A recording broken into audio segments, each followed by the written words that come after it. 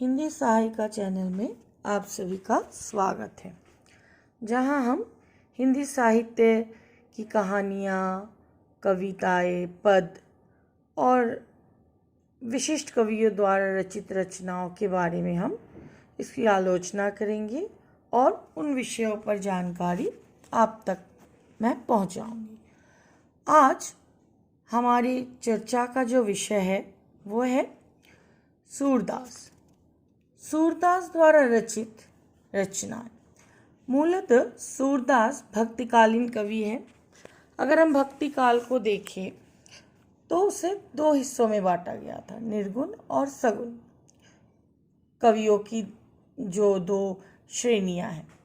तो जो शगुन में आते हैं, सगुन धारा के कवि, उसमें तुलसीदास, सूरदास आते हैं, जो ईश्वर के स्वरूप में विश्वास करते थे और उनके अनुसार ईश्वर जो है उनका रूप रंग इसी रूप में वो मनुष्य के सामने है और हम उनके इसी रूप को पूजते हैं।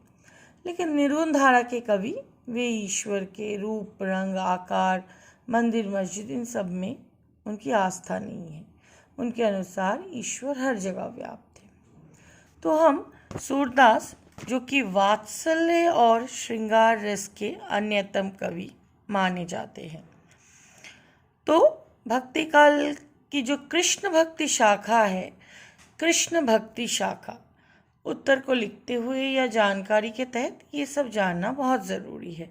भक्ति काल की कृष्ण भक्ति शाखा के ये प्रमुख कवि थे। साथ ही अष्टछाप के भी प्रमुख कवि थे, अष्टछाप। और उन्होंने अपनी रचनाओं में कृष्ण के बाल्यकाल से लेके उनका गोपिकाओं के साथ क्रियाएं करना और फिर उनका मथुरा चले जाना और ब्रजभूमि में कृष्ण की बांसुरी बजाना, गौचारण से लेकर आपका माखन चोरी करना, हर एक विषय को मानो सूरदास ने अत्यंत ही बारीकी से और अत्यंत ही सजीव रूप से उन्होंने अपनी रचनाओं में उभारा है।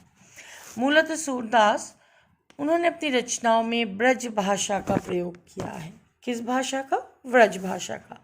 और इस प्रकार उन्होंने व्रज जैसे एक मधुर भाषा के माध्यम से कृष्ण के बाल लीलाओं से लेकर उनके हर एक रूप का अत्यंत ही सुंदर सजीव चित्रण उन्होंने अपनी रचनाओं में और या बाल लीलाओं में किया है। उनकी रचनाएं हमें सुरसागर या बाकी अन्य उनकी जो रचनाएं हैं उनमें मिल जाते हैं, परंतु उनकी रचनाओं में वात्सल्य रस और कृष्ण की बाल लीलाएं जो है मानो इतने सजीव हो जाते हैं, मानो वो पाठकों के मन को मोह लेते हैं। इस प्रकार कृष्ण ने वात्सल्य रस का मतलब कृष्ण की वात्सल्य रस का अत्यंत ही सुंदर उदाहरण हमें सूरदास द्वारा रचित उनकी रचनाओं में मिलता है, जहाँ उन्होंने यशोदा माँ, उनका अपने कृष्ण के लिए तरप या बेचैनी व्याकुल, कृष्ण का गोपिकाओं के संग बांसुरी बजाना, गायों को लेकर दूर चले जाना, अपने सखाओं के साथ खेलना, हर एक विषय को उन्होंने अत्यंत ही सजीव और सटीक रूप से उन्होंने उभारा है अपनी रचनाओं में और उनका ये चित्रण अत्यंत ही अनूठा है और ब्रज भाषा का उन्होंने इसमें प्रयोग किया है। तो सूरदास की रचनाओं को अगर हम देखें तो उनकी रचनाएं जो है उनकी कोई सीमा नहीं है। उन्होंने बिना देखे कृष्ण के जिस रूप का उन्होंने उनके बाल्यकाल से लेकर उनके बड़े होने तक जिन जिन रूपों का उन्होंने चित्रण किया है वो अत्यंत ही सुंदर है। तो एक सूरदास द्वारा रचित बाल लीला में से एक पद है जो मैं आपके सामने पढ़कर उसकी व्याख्या करना चाहूँगी। हरि आपने आंगन कछु गावत, तनक तनक चरणनी सो नाचत, मन ही रिजावत, बाँ उठाई काजरी दौड़ी, गैनी टेरी बुलावत, कबहू बाबा नंद पुकारत, कबहुक घर में आवत, माखन तनक आपने कर ले, तनक बदन में नावत, कबहु चित्ते प्रतिबिंब खंभ में, लोनी लिए खवावत। दूरी देखत जशुमती यह लीला, हर्ष आनंद बढ़ावत। सूर श्याम के वाल चरित, नित नित ही देखत भावत। तो शायद भाषा जरा सा कठिन ब्रज भाषा है, लेकिन पढ़ते ही जिससे मन को एक खुशी, एक आनंद सा महसूस होता है, जिसमें जो है सूरदास अत्यंत ही सजीव रूप में वो कृष्ण के हर एक क्रियाकलापों का, ये जो कृष्ण एक्टिविटीज़ जो करते हैं, कभी माखन खाना, कभी खुद खाते हैं, शरीर पे लगाते, कभी सामने की दीवार पर लगाते, इन्हें हम क्रियाकलाप कहेंगे। तो इनके सारे क्रियाकलापों का अत्यंत ही अनूठे रूप से, अत्यंत ही सजीव वर्णन सूरदास ने किया है। तो यहाँ कवि क्या कह रहे, हरि आपने आंगन कछु गावत। कृष्ण जो है वो एकदम मस्त होकर अत्यंत प्रसन्न मुद्रा में वो कुछ गा रहे हैं। तनक तनक चरणनी सुनाचत, और तुनक तुनक कर, जैसे बच्चे घूम घूम को एक पैर पर खड़े होकर नाचते हैं, मानो उसी तरह वो भी घूम घूम कर, तनक तनक कर अपने पैरों को जमीन से पटका कर वो मानो क्या कर रहे हैं, नाच रहे हैं। और उनके पैरों में सदैव ही जो है नूपुर या जो वो पहनते थे पायल, उनकी आवाज़ मानो उनके इस रूप सौंदर्य को और बढ़ा रहे हैं।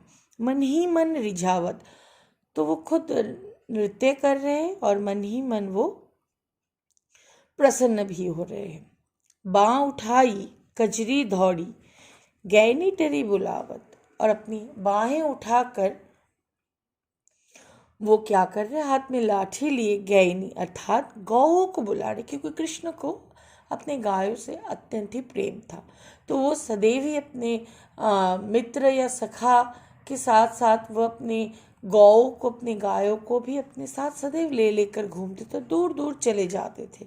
और यशोदा माँ हमेशा ही इस बात से बहुत चिंतित रहती थी। माखन तनक अपन कर ले, अच्छा कबहू बाबा नंद पुकारत, कब वो बाबा अपने नंद बाबा को पुकार रहे हैं, तो कबू घर के अंदर दौड़ कर आ रहे। मानो उनका ये क्रियाकलाप सदैव चलता रहता था। कभी वो गायों के पीछे भाग रहे, तो कभी घर के अंदर आ रहे, कभी घूम घूम कर आंगन में नाच रहे, तो कभी मन में ही मन गुनगुना रहे हैं, और मन ही मन वो प्रसन्न भी हो रहे हैं। माखन तनक अपन कर ले, तनक वदन में नावत, और क्या कर रहे हैं वो, इस प्रकार कृष्ण अपनी क्रियाकलापों में व्यस्त है।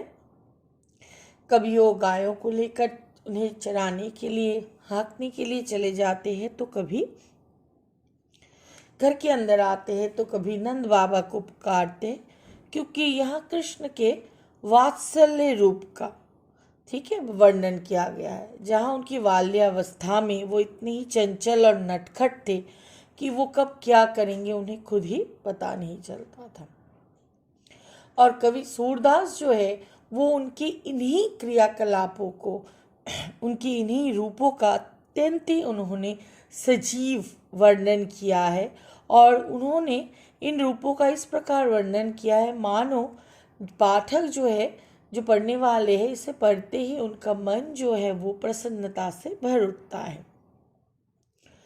अब क्या हो रहा है, वे कुछ माखन ले रहे, कृष्ण और माखन ना खाए ये तो संभव नहीं है, तो कभी वे हाथ में माखन लेते हैं, कर मतलब हाथ, तनक बदन में नावत, तनक जरा सा वो अपने लेकर, बच्चा है तो वो एक बच्चे को अगर आप खाने दे तो क्या होता है, उसी तरह कृष्ण मानो माखन खाते हुए कुछ खा रहे हैं तो कुछ अपने बदन में लगा रहे, लेकिन इसी में वो प्रसन्न नहीं है। अब वो क्या करे, वो अपने प्रतिबिंब, अपनी परछाई को सामने दीवार पर या खंभ में देख रहे, और लोनी मक्खन लिए जरा सा वो क्या करते हैं, सामने जो प्रतिबिंब वो देख रहे उसे भी जरा खिला दे रहे।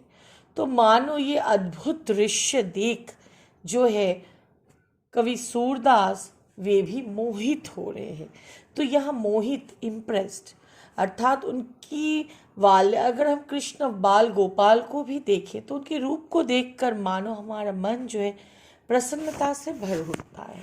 और जब सूरदास कृष्ण के इन रूपों को देखते हैं, इस अवस्था में देखते हैं, एक समय था जब कृष्ण मिट्टी खा लेते हैं तो यशोदा माँ उसे माँ है तो माँ तो डर ही जाएंगी।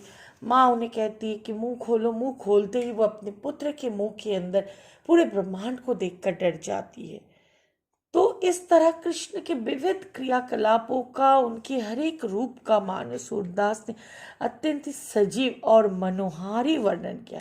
तो आप लोगों को दिमाग में रखना है कि उत्तर लिखते हुए ये जो सजीव, मनोहारी, आनंददायक, वाली अवस्था, ये इन सारे शब्दों को आपको एकदम अपने कॉपी में उतारना है, because this are the very important few important keywords जो इस तरह की रचनाओं में लिखना अनिवार्य है।